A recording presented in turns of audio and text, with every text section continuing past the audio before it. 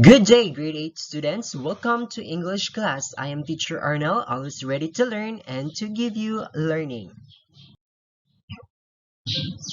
Today we will talk about multimodal text. In this module, your ability to evaluate in deciding which is better in everything that you read or hear will be reinforced as we go deeper with the topic on comparing and contrasting different multimodal texts. So the question is, what does multimodal mean? A multimodal is simply two or more communication processes or moods.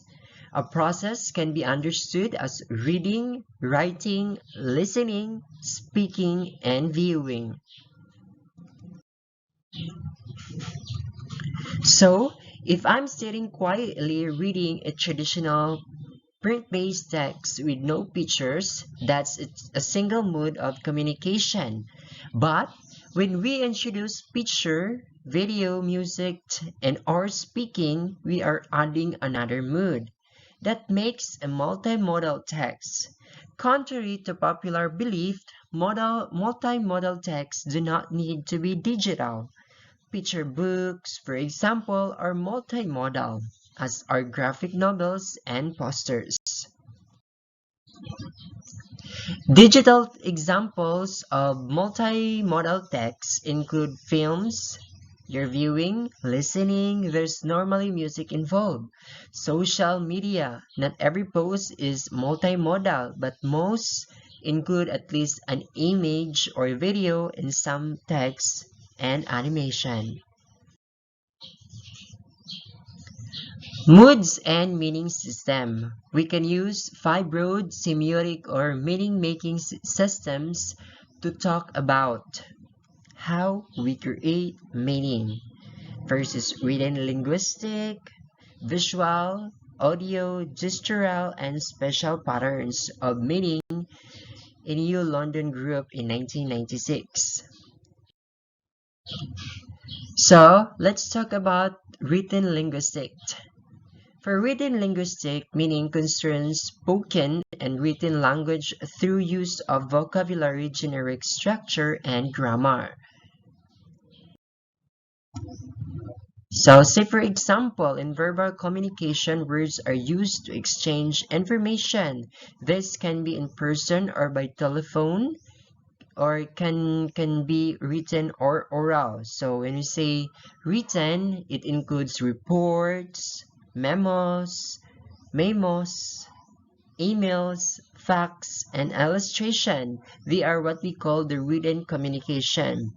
So when we say type of oral communication, that's include face-to-face, telephone conversation, dictating letters, group discussions, meetings, and speech.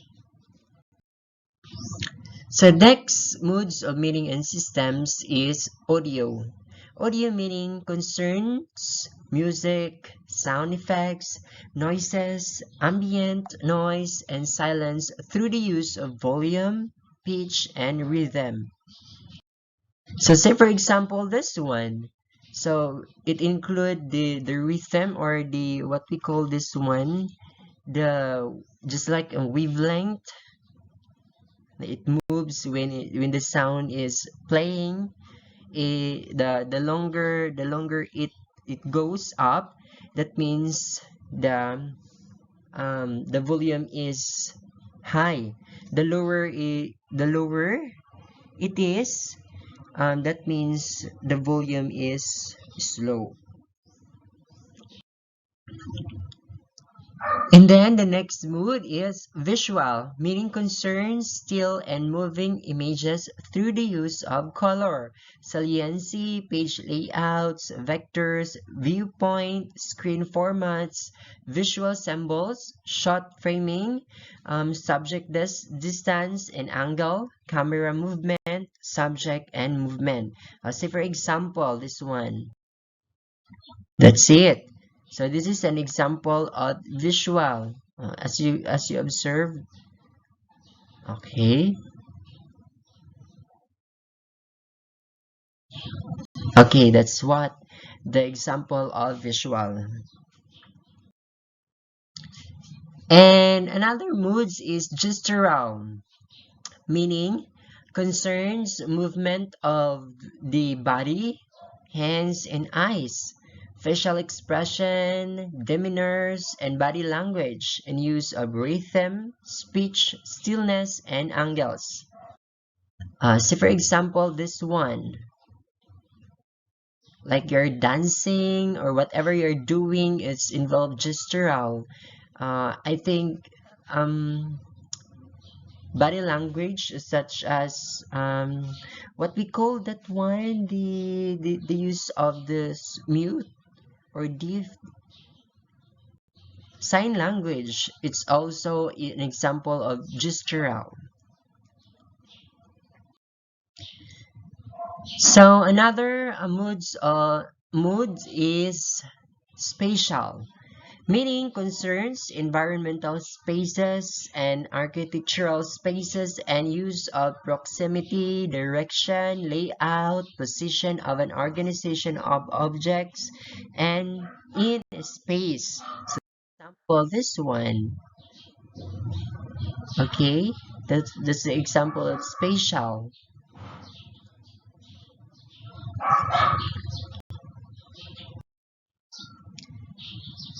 So that ends our discussions with the multimodal text, the moods. It involves the spatial, um, hello.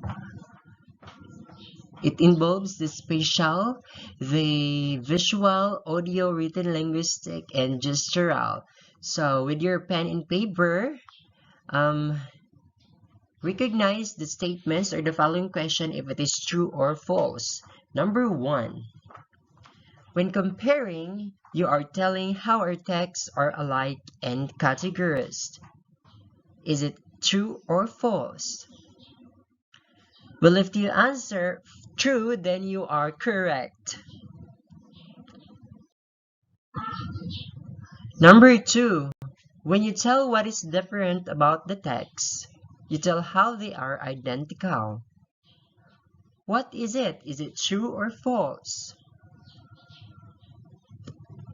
If you answer true, then you are correct. Number three, a Venn diagram is used to recognize information or to organize information for comparing and contrasting. What is it? Is it true or false? If you answer true, then you are correct. Number four, comparison or contrast strategy requires you to discuss two objects together rather than focusing on just one. Is it true or false?